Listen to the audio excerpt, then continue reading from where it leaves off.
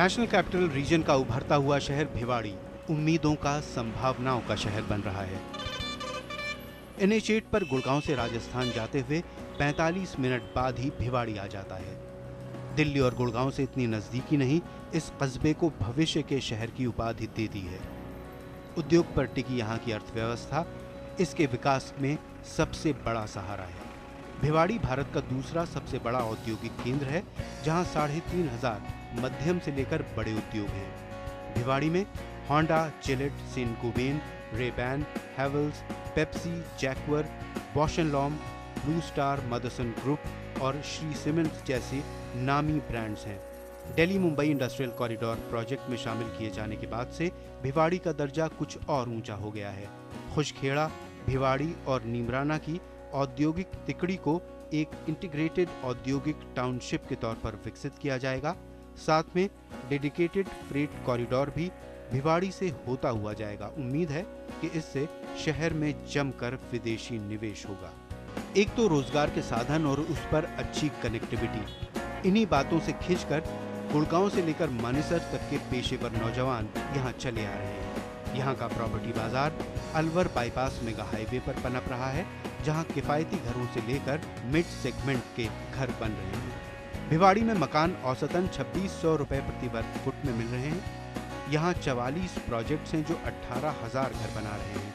भिवाड़ी में रिहाइश करने वालों की मांग भी लगातार जारी है और कई परिवार तो यहाँ रहने भी लगे हैं। निवेश पर मिलने वाला मुनाफा देखें तो 2011 से लेकर दामों में 31% का उछाल आया है। भिवाड़ी में किराए भी अच्छे हैं।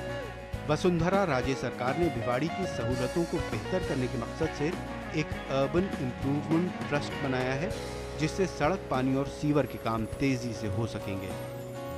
भिवाड़ी और नीमराना के बीच एक सड़क बनाने की भी योजना है, जिससे ये दोनों औद्योगिक केंद्र आपस में जुड़ जाएं। रिहाइश के एतबार से हाल के बरसों में भिवाड़ी का चेहरा बिल्कुल बदल गया है। अब यहाँ हर कुछ दूरी पर आपको शॉपिंग मॉल्स, मल्टीप्लेक्सेस और सुपरमार्केट्स मिल जाएंगे।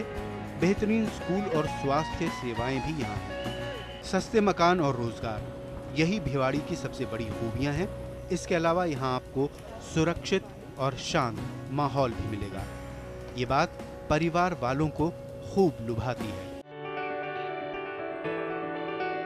औद्योगिक इलाका भिवाड़ी, जिसे राजस्थान का प्रवेश द्वार भी कहा जाता है, यहाँ तमाम सोसाइटियाँ पिछले सालों से आईं और उन्होंने डेवलप किया।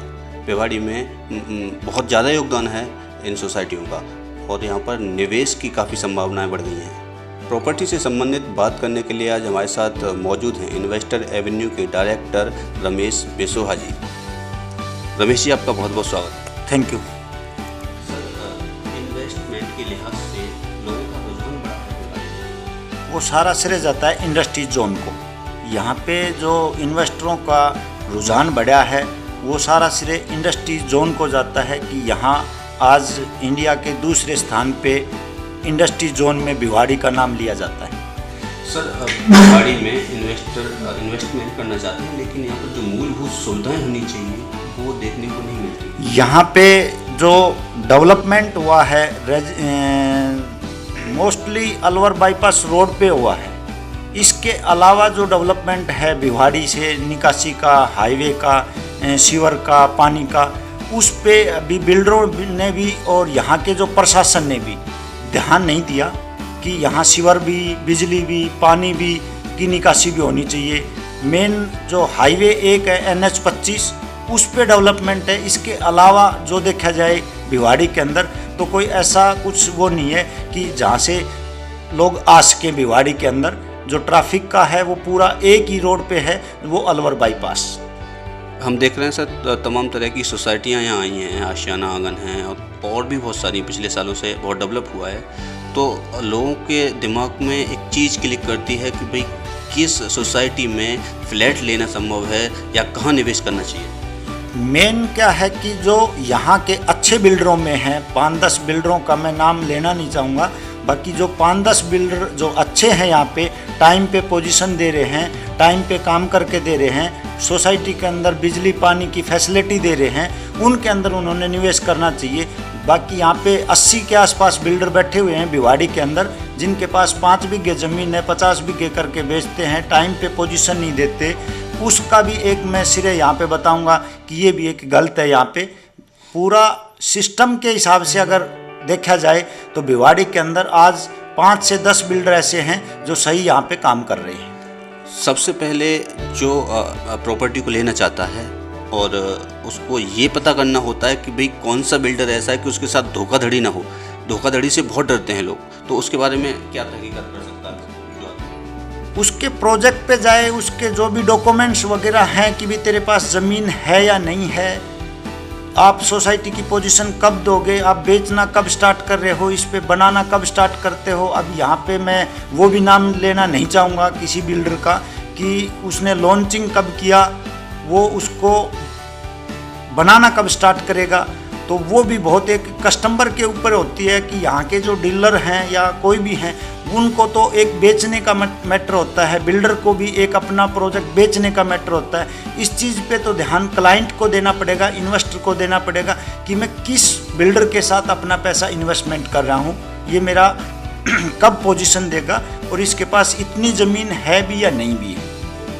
सर, अगर देखा जाए बड़े बिल्डरों की कुछ छोड़ के बात करें, छोटे जो बिल्डर हैं, छोटे तबके के बिल्डर हैं, उनकी एक चेन होती है। उन्होंने कुछ लोग ऐसे बिठा रखे हैं जो ग्राहक से बात करते हैं और फिर प्रोजेक्ट को लाते हैं और साल भर उसके बाद पैसा लेने के बाद गायब हो जाते हैं। उनको मिलता नहीं है बिल्डर के कहाँ है भाई, किस तरह किससे मुलाकात करें। तो इसके लिए क्या जो आपने जो क्वेश्चन किया है इसके बारे में जो सिरे जाएगा वो क्लाइंटों के ऊपर ही जाएगा।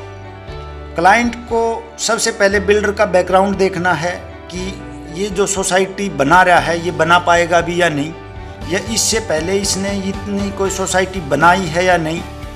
जिसने अपना माल बेचना है वो ऐसी बातें करेगा।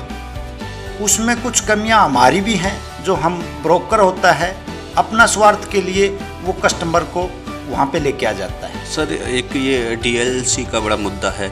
डीएलसी रेट का मतलब क्या है और एक जैसे मतलब डीएलसी रेट नहीं होते हैं क्या? ये मेन सिरे जाएगा अपना प्रशासन को। उसने अपनी लोकेशन बांटनी चाहिए कि यहाँ पे इस लोकेशन के डीएलसी ये होने चाहिए, इस लोकेशन के डीएलसी ये होने चाहिए। ये सारा जो डीएलसी का जो भुगतान है ये अपने इन्वेस्टरों पे और क्लाइंटों पे भुगतान पड़ा हुआ है कि जिसकी लोकेशन है भी नहीं, जहाँ पे वो डीएलसी बहुत कम होनी चाहिए, वहाँ भी वो प्राइम लोकेशन जो भिवाड़ी की मानी गई है अलवर बाईपास टोल से पहले की, उसका भी डीएमसी वही प्रशासन ने किया हुआ है। और टपुकड़ा से आगे जो गए हुए हैं तिजारा के पास, वहाँ भी डीएमसी एक किया है। तो ये सिरे सबसे पहले मैं दूंगा प्रशासन को कि इस बात पे प्रशासन ने ध्यान देना चाहिए। इसके बाद मैं ये सिरे दूंगा बिल्डरों को कि वो भी इसके बारे में ध्यान दे कि वहाँ की डीएलसी कम किया जाए। यहाँ पे जो इन्वेस्टर आ रहे हैं उनको ये भुगतान ना करना पड़े। जो मेन छोटे इन्वेस्टर हैं यहाँ पे इंडस्ट्रीज़ में जॉब करते हैं, रेंट पे रहते हैं, अगर उनको ये डीएलसी का भी कम वो पैसा देना पड़े तो शायद वो रेंट की बजाय वो अपना एक घर लेके रहना पसंद करेंगे। सर, जो डीएलसी रेट में कहीं ना कहीं इन्वेस्टर की ही जेब कटती है, ये सिस्टम जो भिवाड़ी में लागू है, आपको क्या लगता है अन्य शहरों में ही ऐसा है? नहीं, ये खाली भिवाड़ी में है, ये ऐसा कहीं भी नहीं है कि हर लोकेशन का एक ही डीएमसी हो। ये खाली भिवाड़ी में है। इसके बारे में मैं ये सरे बताऊंगा कि ये पहला चीज़ प्रशासन को करना चाहिए कि अलग अलग लोकेशन के अलग अलग होना चाहिए। भिवाड़ी में हाउसिंग ग्रुप सोसाइटी में कई लोगों ने हाथ आजमाया, तो क्या लगता है कहाँ इन्वेस्टमेंट करना चाहिए? हाउसिंग का भी अच्छा है, बाकी अच्छे मैं तो यही कहूँगा कि हर आदमी को हाउसिंग बोर्ड में नहीं मिल सकता, तो उसके साथ अच्छे बिल्डरों के साथ इन्वेस्टमेंट डालेंगे, अच्छे बिल्डरों के साथ काम करेंगे तो वो इन्वेस्टर को भी अच्छा एक पैसा मिलेगा। और अच्छे बिल्डरों के साथ अच्छी सोसाइटी के अंदर इन्वेस्टर ने या यूजर ने अगर अपना पैसा लगाया है या अपना आशियाना बनाना है तो आगे के लिए भी उस बंदे को अच्छी फैसिलिटी मिलेंगी, उसको बेनिफिट मिलेगा उस चीज़ का। सर, जो अभी भिवाड़ी में जो सोसाइटियां हैं उनमें मतलब जो रेट डाउन हो रखे हैं उसके बारे में क्या? मोस्टली जो रेट डाउन का है भिवाड़ी के अंदर कुछ एक सवा साल से आप देख रहे हो कि बताते हो कि प्रॉपर्टी में मंदा है, प्रॉपर्टी में मंदा है, प्रॉपर्टी में मंदा है। प्रॉपर्टी में कोई मंदा नहीं है। जो बिल्डरों ने अपनी एक सोसाइटी लॉन्च की, उसको तैयार करने से पहले वो अगली सोसाइटी में लॉन्च करके क्लाइंटों के, इन्वेस्टरों के स्ट्रक्चर खड़े होने पे 90% 85% पेमेंट आके होगी, उनको पोजीशन नहीं मिल पाई। अभी भी आज की डेट में भी बहुत से बिल्डर ऐसे हैं जिन्होंने स्ट्रक्चर 1 साल में खड़ा कर दिया, पोजीशन देने में 2 से 2.5 से 3 साल लगा दिए। तो उसका भी एक असर बहुत बड़ा भिवाड़ी पे पड़ा है।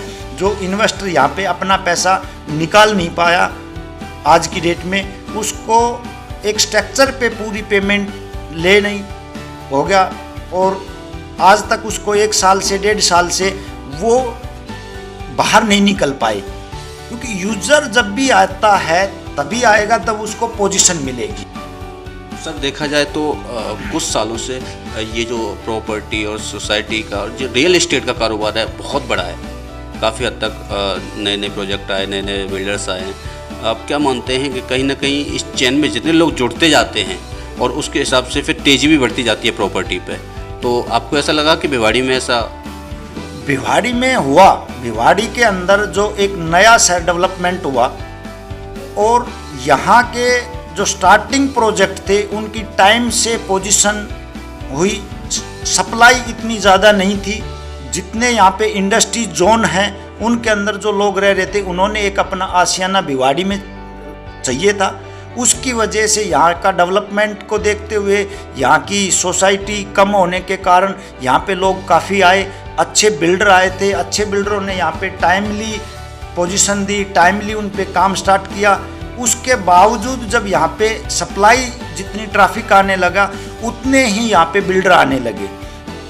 मोस्टली बिल्डरों ने जिन्होंने अच्छा काम किया है यहाँ पे टाइम से डिलीवरी दी है, अच्छी सोसाइटी डेवलपमेंट की है, क्लाइंटों के बारे में सोचा है, अपने इन्वेस्टरों के बारे में सोचा है, आज भी उनका कोई रियल स्टेट मंदा नहीं है। आज भी वो उसी प्रॉपर से काम कर रहे हैं। मंदा जो है वो मैं मानता हूँ कि जो यहाँ पे छोटे छोटे हाउसिंग लेके आए, छोटी छोटी सोसाइटियाँ लेके आए, बिल्डरों ने अपने रेट बढ़ाते जा रहे हैं। क्लाइंट उसमें से निकल नहीं पा रहे थे, इन्वेस्टर उसमें से निकल नहीं पा रहे थे। यूजर जो थे जिन्होंने अपना आशियाना भिवाड़ी में बनाना था उनको टाइमली पोजीशन न मिलने के कारण मैं मानता हूं कि ये भिवाड़ी का मंदा। सर जैसे कि इन्वेस्टमेंट जो लोग करते हैं उनको क्या देखना चाहिए? पहले ही मतलब जो प्राथमिकता है कैसे चुने वो कि सोसाइटियों में क्या क्या सुविधाएँ होनी चाहिए?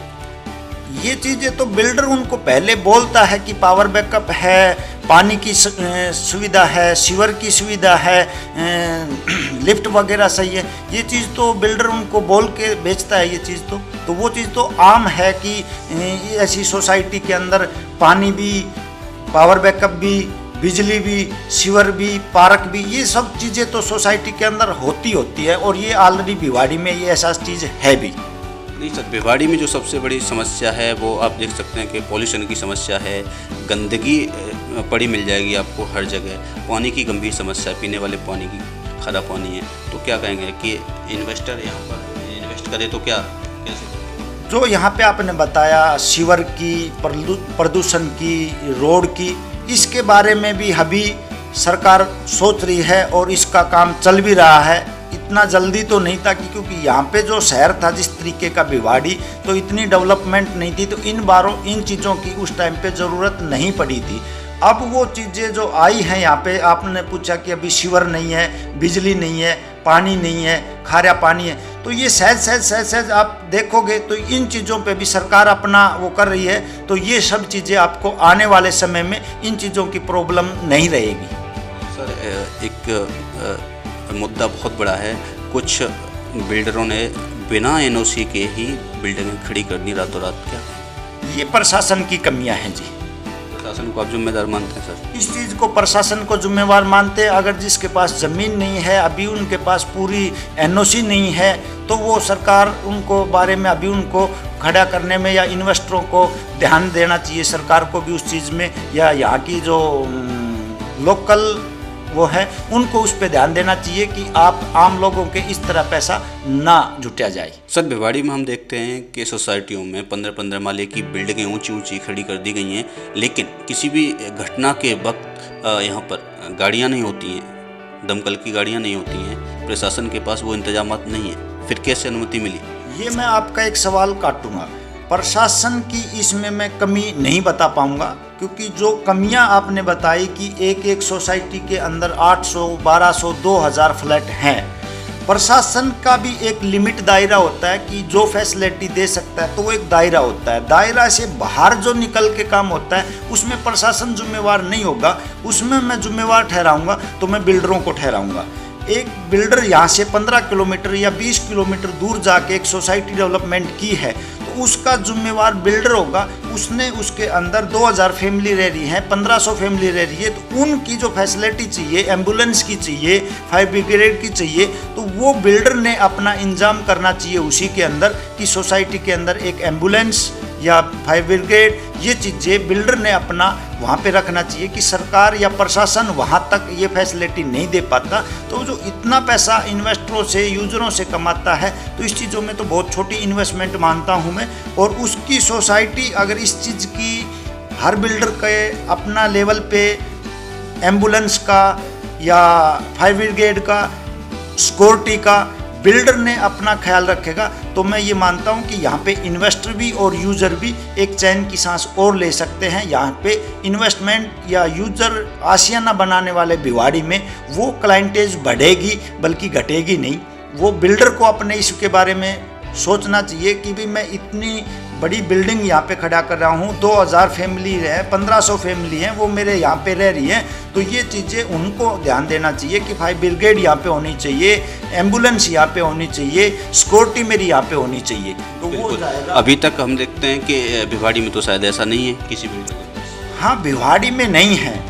मैंने ये जवाब आपको दिया जो आपने प्रशासन के बारे में जो बात की है कि प्रशासन के पास ये चीज़ें नहीं है। प्रशासन के पास आम जो यहाँ की लोकलिटी जो है उनके लिए फैसिलिटी काफ़ी दे रखी है प्रशासन ने, तो वो उन्हीं को पूरा कर पाएगा। ये नहीं है कि यहाँ से तिजारा के पास जाके सोसाइटी डेवलपमेंट कर दी, बना दी, तो वहाँ पे भी सरकार या यहाँ के प्रशासन जाके वहाँ पे चेक करेगा कि भी तेरे पास है। या ये चीज़ें जब ये परमिशन दी जाती है इनको, जब ये 90A या 90B जब इनको मिलती है, तो उस टाइम पे ये इनको प्रशासन ने, सरकार ने ये प्रावधान एक और लिख देना चाहिए कि सिक्योरिटी के लिए, एम्बुलेंस के लिए, फायर ब्रिगेड के लिए आपको स्वयं जिम्मेवार होना पड़ेगा। ये फैसिलिटी आपको कंपलसरी है। सोसाइटी की जब पोजीशन देते हो तो पोजीशन के टाइम पे ये चीज़ें आपके पास होनी चाहिए। एक सोसाइटी में मेन चीज़ है कि भी डिस्पेंसरी भी होनी चाहिए। हाँ, एक मैं मानता हूँ ये बात बिल्कुल, पर एक इतना छोटा कॉमर्शियल जो बनाते हैं तो उसके अंदर 2000 फैमिली रह रही हैं, तो वहाँ पे ये चीज़ बिल्कुल होनी चाहिए। इस चीज़ के लिए भी बिल्डर जिम्मेवार माना जाता है कि प्रशासन नहीं माना जाता। उसको भी वहाँ पे एक ऐसा हॉस्पिटल, छोटा टाइप में क्लिनिक होना चाहिए कि इमरजेंसी में वहाँ पे काम आ सके वो। सर, अभी भिवाड़ी में बिल्डर्स को क्या दिक्कतें आ रही हैं? कोई ऐसी कोई एक खास कोई दिक्कत? बिल्डरों को ऐसी कोई दिक्कत यहाँ पे हम मान नहीं रहे कि बिल्डरों को भी यहाँ पे कुछ दिक्कतें होंगी। सिर्फ बिल्डरों को थोड़ी दिक्कत ये है कि यहाँ जो एक्टिविटी है, जो यहाँ पे भिवाड़ी में आने के लिए रोड का है, तो उस चीज़ का थोड़ा सा मैं ये मानता हूँ कि आज NH8 से डायरेक्ट भिवाड़ी को कोई ऐसा रोड कनेक्टिविटी नहीं है कि बंदा आ जाए, क्योंकि जाम बहुत ज़्यादा यहाँ भी आज गुड़गांव की तरह एक वो होने के कारण यहाँ पे लगता है। तो अगर ये भी मैं प्रशासन से अभी बातचीत हो रही है कि भी भाई ये द्वारकाधीश वाले रोड को स्टार्ट कर रहे हैं, तो ये भी होने के बाद बाकी एक NH8 से सीधा भिवाड़ी होते हुए NH8 पे निकाल रहे हैं, तो उससे भी ये चीज़ें ख़त्म हो जाएंगी। खबर 24 की टीम के साथ इन्वेस्टर एवेन्यू के डायरेक्टर रमेश बिसोहा जी ने प्रॉपर्टी से संबंधित हमें तमाम तरह की जानकारी दी। बहुत बहुत धन्यवाद जी आपका। Thank you. कौन सी सोसाइटी आपके लिए अच्छी है, बिल्डर्स की जांच परख कर लें। इस तरह की प्रॉपर्टी से संबंधित तमाम जानकारी हमें रमेश बिसोहा जी ने दी। और अब मैं विनय यादव भी लूँगा आपसे विदा। नमस्कार।